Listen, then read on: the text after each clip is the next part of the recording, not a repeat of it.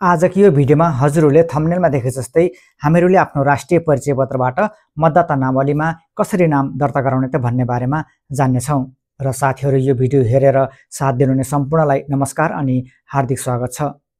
त्यसो भए हामीहरूले आफ्नो राष्ट्रिय परिचय पत्रबाट मतदाता नामावलीमा कसरी नाम दर्ता गराउने त? त्यसको लागि कुनै पनि एक ब्राउजरमा जानुहोस्। त्यसपछि अप्लाई br.election.gov.np लेखेर सर्च गर्नुहोस्। अब नयाँ दर्तामा क्लिक गर्नुहोस्। हजुर साथीहरू, यहाँ अब आफ्नो राष्ट्रिय परिचय पत्र नम्बर राख्नुहोस्। त्यसपछि जन्ममिति लेख्नु होला, आफ्नो जन्ममिति अङ्ग्रेजीमा। त्यसपछि आफ्नो नामको पहिलो नाम लेख्नु होला, जुन कि अङ्ग्रेजीमा हुनुपर्ने छ।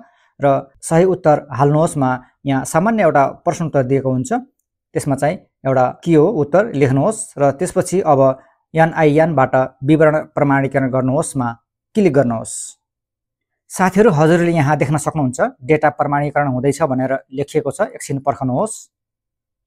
अब यो पेजमा आइसकेपछि अब यहाँ हामीहरूले आफ्नो विवरण भर्नुपर्ने हुन्छ।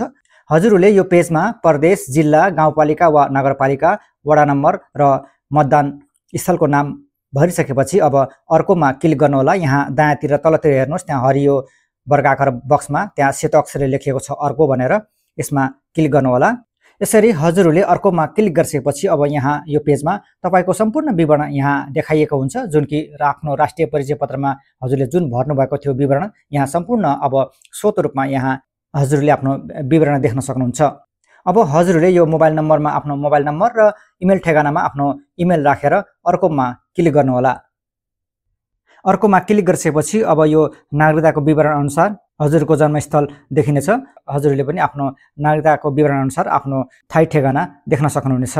हजुरको गाउँटोलको नामको तलतिर हेर्नु होला, त्यहाँ लेखिएको छ थाई बसोबासको ठेगाना, जुन कि यो ठेगानामा मात्र मतदाताले मतदान गर्न पाउनेछन् भनेर लेखिएको छ। अब हजुरले यहाँ चुन्नुहोस्, आफ्नो सुविधा अनुसार आफ्नो प्रदेश, जिल्ला चुन्नु होला। मैले यहाँ चुन्छु र हजुरले पनि चुन्दै जानु होला है त। यसरी हजुरहरूले यहाँ भनेको सम्पूर्ण विवरण भरिसकेपछि अब फेरि अर्कोमा क्लिक गर्नु होला। अर्कोमा क्लिक गरिसकेपछि अब तपाईँ यो पेजमा आइपुग्नुहुन्छ। अब फेरि विवरण भर्नुहोस्। फेरि यो तलतिर अर्कोमा क्लिक गर्नुहोस्।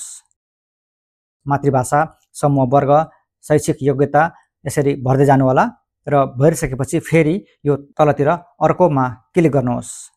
साथीहरू, अब हजुरहरूले यो पेजमा अघि भर्नुभएको सम्पूर्ण विवरण देख्न सक्नुहुनेछ।